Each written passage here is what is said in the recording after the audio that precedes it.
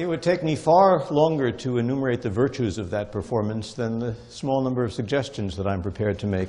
There's an enormous amount of sensitivity in this approach. There is a great deal of awareness of character change, which is one of the most important things about playing music of the classic period. And Mozart in particular, his music suffers from attention deficiency disorder. He is a restless, imaginative kind of composer who can't stand doing anything for more than a few seconds at a time. And I think it's important when we try to look for the sources of that character, what entitles us to imagine that a change of character is taking place, is often to look at the rhythmic shape of the tune. But even more often, looking at what the left hand is doing is revealing, because when the accompaniment pattern changes, then something is up. So it's always a good idea to think about that, and I would suggest that we start with the second movement, if it's all right with you, and we'll work backwards, although not literally so. One of the issues that confronts us in playing music of this period is the long shadow cast by a heritage of warm, maple syrup encased pretty music. And Mozart is a porcelain figurine by Hummel that you acquire on a trip abroad, and you know, you put it on an upper shelf and someone comes to visit you and says, "Oh, isn't that pretty?" "Oh, yeah, I bought that a couple of years ago." And that's the end of it. What happened in the 19th century is that numerous musicians who made additions took Mozart's very carefully designated articulation and replaced it with these big, long phrasing slurs. And actually, the first person to usher in the modern sense of urtext additions and the wrongness of taking Mozart's very, very deftly delineated character and replacing it with this applesauce was Heinrich Schenker, the famous theorist. And he wrote a polemical essay called "Let's Get Rid of Phrasing Slurs." One of the champions of those phrasing slurs was a man named Siegmund Lebert. That wasn't his real name, but that's the name that he took for himself. And he said that Mozart's phrasing marks were deplorable and undoubtedly due to the limitations of his instrument. Well, that makes me see red in various ways, but we won't get into that. The fact of the matter is, though, that even to the present day, musicians are raised with this feeling that the music should be full, rich, singing, and beautiful all the time. But music which is beautiful all of the time isn't beautiful much at all, and it becomes rather empty and boring if one isn't careful. When Mozart writes not one slur over 4 bars, but a series of small slurs, he is giving you inflection. And we have to be careful not to sacrifice the lovely eddies and undercurrents of the music to trying to get that big line. And one of the ways that we risk doing that, I'm sitting on the floor here, I'm going to try to raise myself a little, there we go, is at the beginning,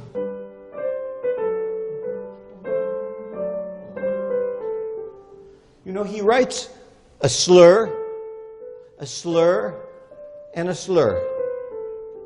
One doesn't need to exaggerate it, but converting this, and actually the left hand is different. The left hand has a longer slur.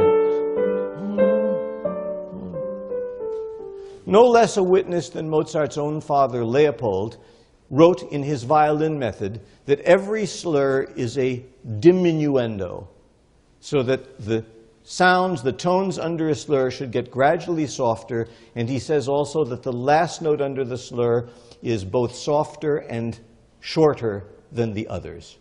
So if one is to believe that, not of course,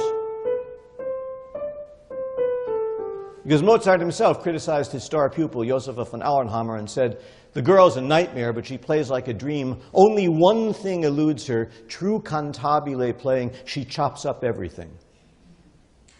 And yet, of course, we have on a reliable source that when Beethoven was questioned about Mozart's piano playing, which Beethoven heard when he was in Vienna on a short visit in 1787, Beethoven complained that Mozart's playing was choppy.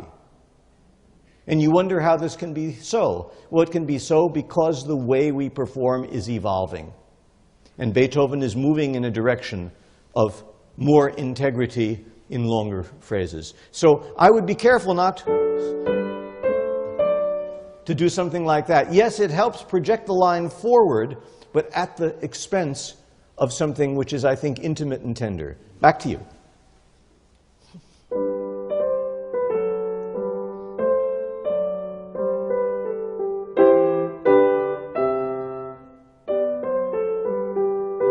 Good, good. Now, everything that you do is so wonderfully mastered that I worry.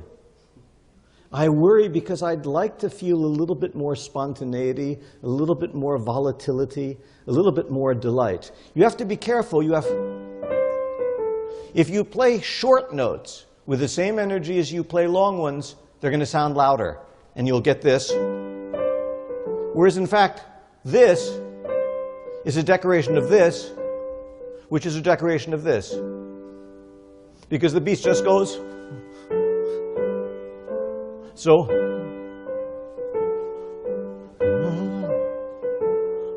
often taking a piece of music apart makes it easier once you put it together to see what's really going on.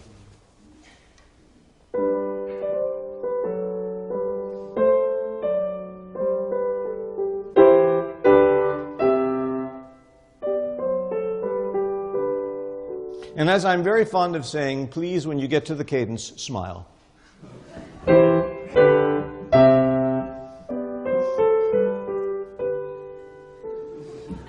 Because if you smile, everybody in the audience smiles with you. You know, it's such a wonderful moment. Some of you know this, that last summer at Salzburg, after I had said this a dozen times in the classes, I took all of the students out to dinner, and at the end they came up with the inevitable wood box with a Sachertorte inside it.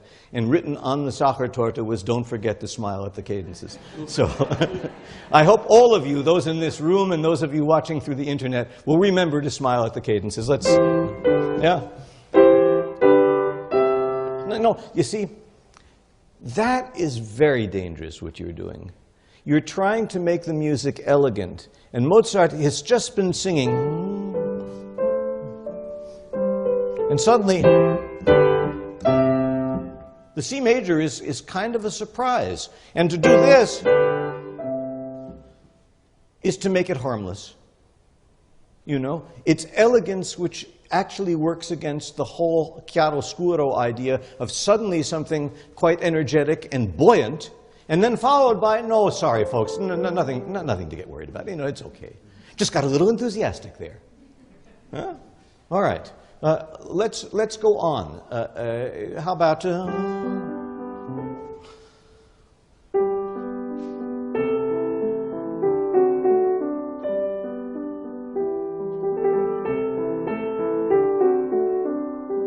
And this is perhaps the moment to make a comment about something fairly arcane, which is the trills.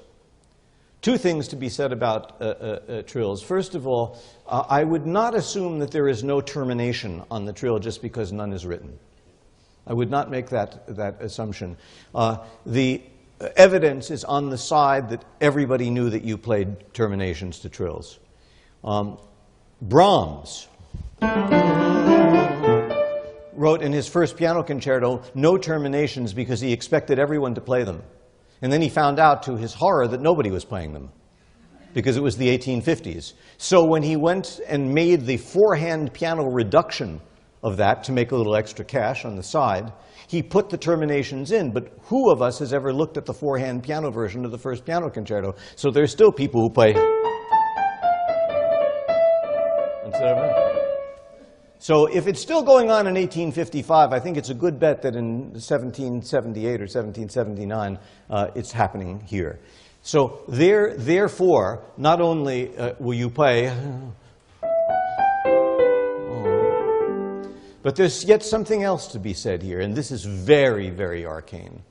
When you have a trill in this period of time on a note, And it is preceded by the note one step higher, going down into the trill. And there is a slur. My God, this is something for a certified public accountant. You have a note which goes down a step with a slur, and on the second note is a trill. What you do is you tie the upper note to the first note, which is the upper note of the trill, so you get not this, and not this, but this. You know, read C.P.E. Bach, read Leopold Mozart, read Quantz, read these guys. I don't know anything except what I read someplace or heard somebody say or somebody do. So that, therefore, here you have to add that and then add that. Okay. You repeated the B. I'm not going to do that. It's just happened. Perfect, perfect, perfect.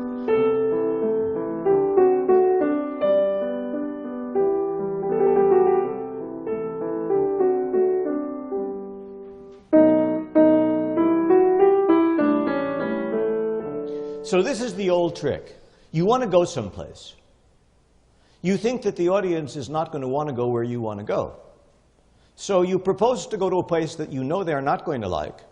So when you do actually propose the place that you think they will like, they go along with you. Wrong? Right. That's the way, you know, you sell a dress in a shop. You never, never, never show the young lady who walks into the shop the dress you think is the best for her, because she won't buy it. That's number 3 or number 4. That's the way it works, and it works that way in classical music. It's always going to be...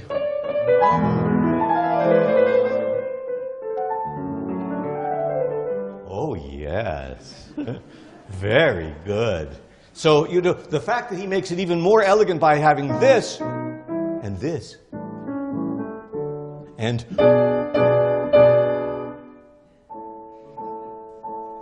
I mean, you can't resist this guy. He's got so many tricks up his sleeve. What are you going to do? What's a person to do? Just sit back and enjoy it. You have tomorrow to repent.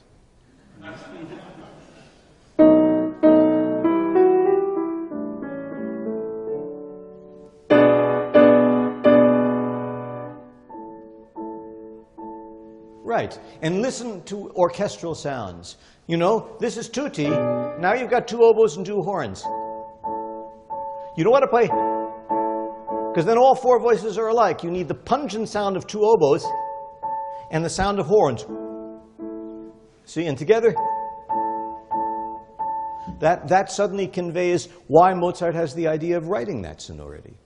All right, Kevin, now, here, there, you're not going to play a termination of the trill, because then he would have written a turn. Right. Most of the time, a composer's notation is self-explaining. You know, you look at it, and because you realize what it can't be, you figure out what it is. All right. But actually, there's no slur. And the second one you bounce, and the second one is where your heart is on fire.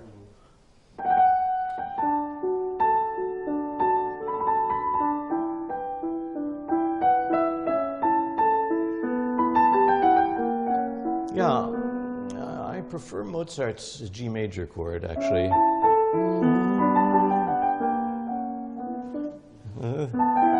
It's not bad. It's not bad. If you were playing it a second time in a repeat, I would do it by all means. Variety is really a self-reward, but be careful about that. Follow your bass line.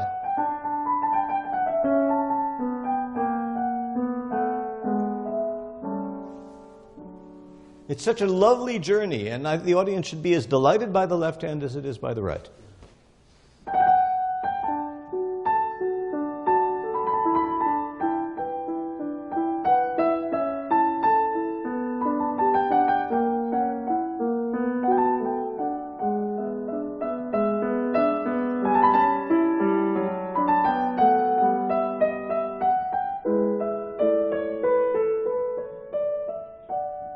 Good, and to our amazement, we get the same tune again, in a different register with a different texture. You're getting a little bit too enthusiastic about You know, okay, not a punch in the nose, you know, just something very gentle. Now, you see, I think you could be more sensitive to the vagaries of the harmonies here, that...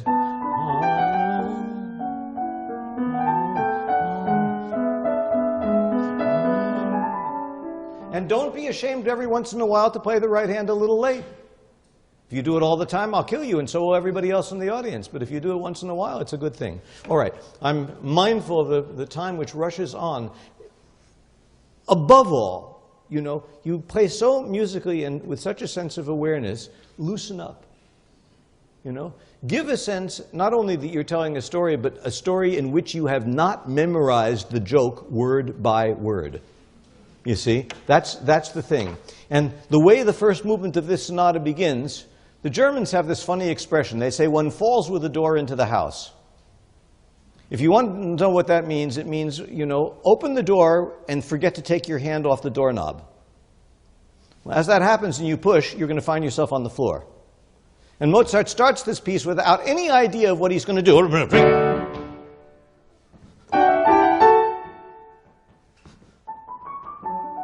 It's not going well at all, you know. Bang the chord, the little fanfare, then he tries to make something, he does it again, you know. You should feel like he's a bit of a clown and he's having an off night.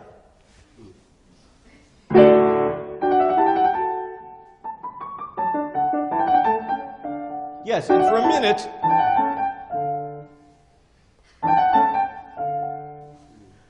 you know, it's a rhyme that isn't rhyming.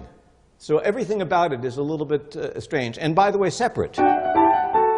Not, and not, but. So we can hear the doubling between the right hand and the left. It's part of the orchestral sonority.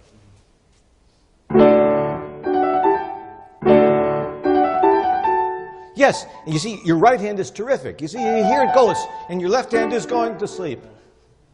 Don't betray the right hand with the left.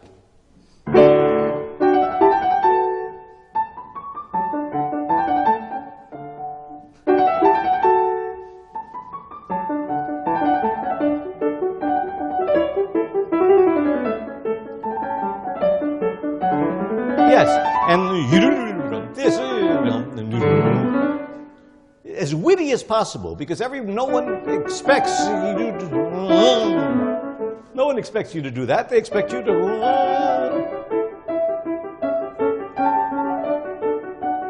Which is what Clementi probably would have written, you see. And Clementi was a very good composer.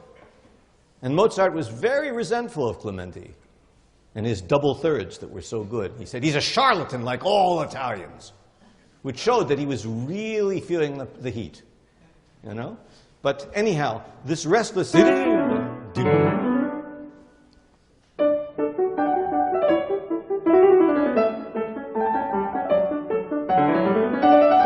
Now do the same thing, be just as witty, but don't play the 16th note subito forte. You don't need to do that because you're going to kill the forte that's coming, which is not going to be a surprise because everybody knows in advance that that's what you're going to do. It's like Monty Python, something silly is about to happen.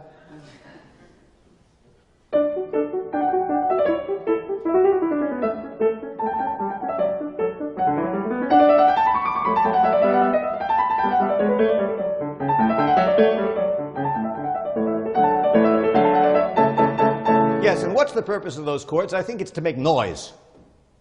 You know, it's Calvin and Hobbes, and his mother says if he keeps that up, she's going to send him to the monkey house. You know? But the idea that you're going to... No. I mean, it's uncouth, that, you know? And then suddenly...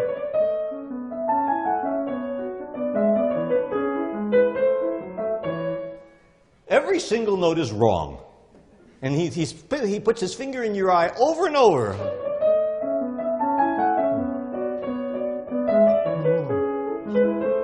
And then you smile, because, of course, as we already know, you smile at the cadence.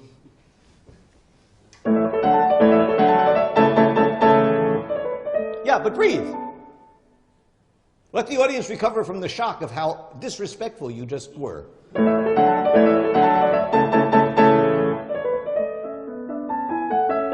Good. Remember Leopold.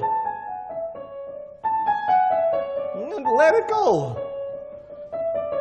You see, if you make your little decrescendi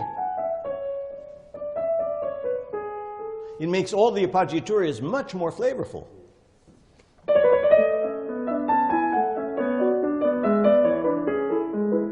See, Kevin, you're such a good pianist, but you're not having fun. None of your appoggiaturas has glow. They're absolutely fine. But I feel and hear and see a finger pressing a key down, but I don't sense joy on your part. Perverse joy it may be, to be putting your finger in somebody's eye, but still...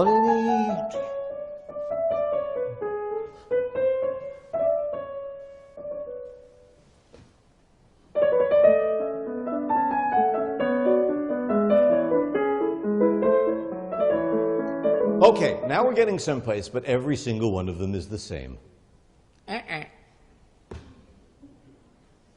It's hard, isn't it? Yeah. Stuff is hard. Schnabel was right. It's too easy for kids and too hard for adults. That's the problem with Mozart.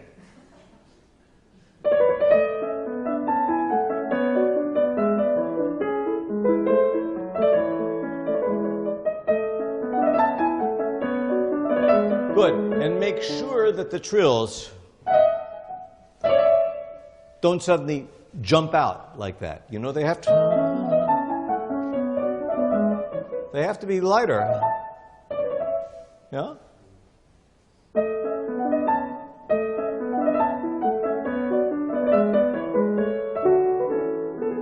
Right. You see? Now, the first time,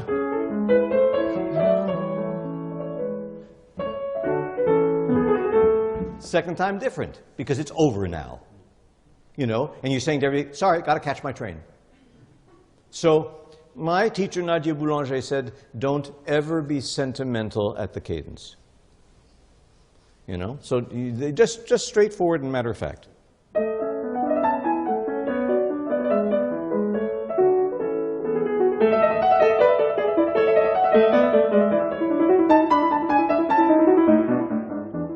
Yeah, but why would you do that? I'm sorry, it doesn't say that you should play softer. I think it's very naughty for your right hand suddenly to be playing right down there. And the next thing is the subito piano.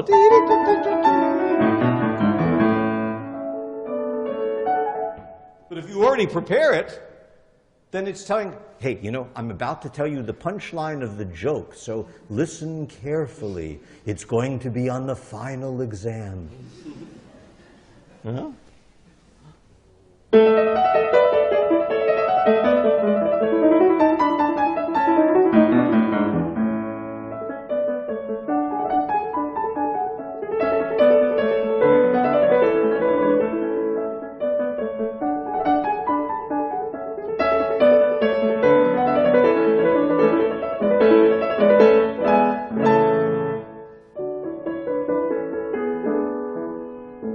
Yes, you see, you finish the first half of the piece, you walk out the door and you come back and say, wait a minute, did I tell you I love you?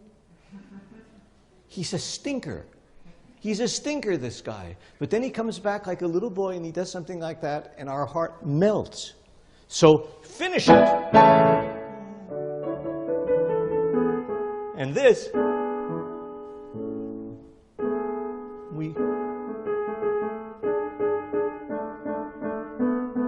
I mean, everything about it is wrong, you know?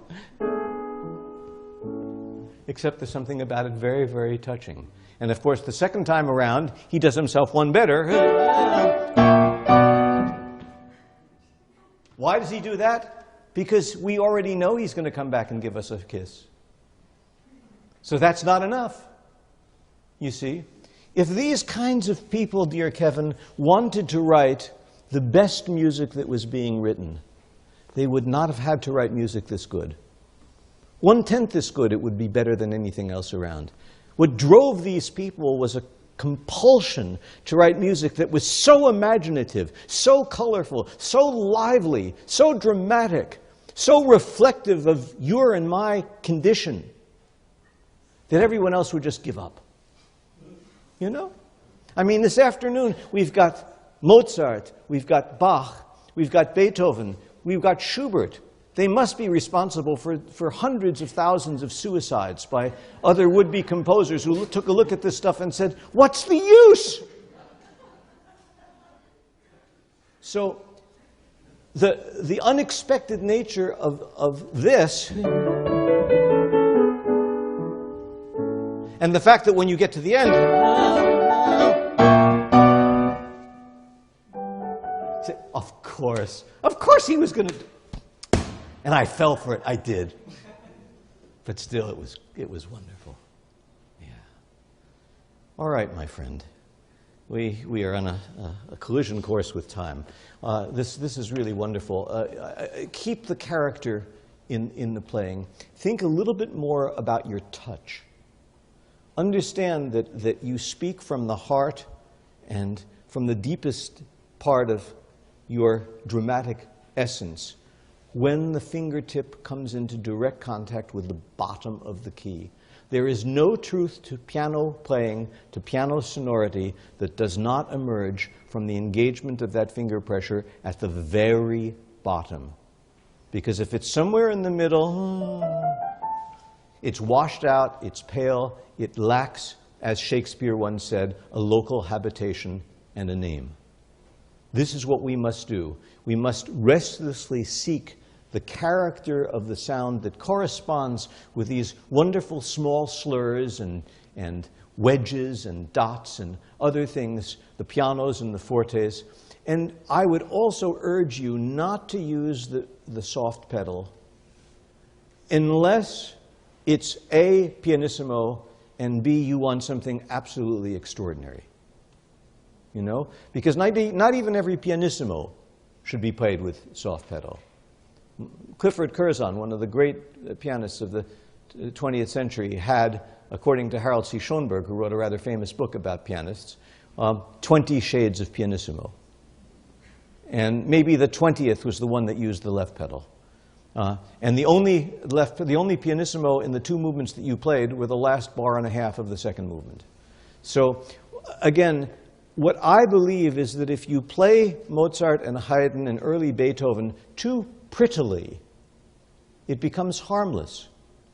It becomes something which is a bauble. It lacks character, intensity, and again, a certain dramatic identity. So we don't want to make the music pretty. It can be pretty once in a while. Sometimes there is a little fragment that's supposed to be cute, and that's okay. But the idea that elegance translates into playing with this very light and insubstantial sound seems to deny to Mozart the capacity to get as enthusiastic or as enraged as Beethoven. Why is it that Beethoven can be played fortissimo, but with Mozart people say you'd better not play more than mezzo forte because it's not refined?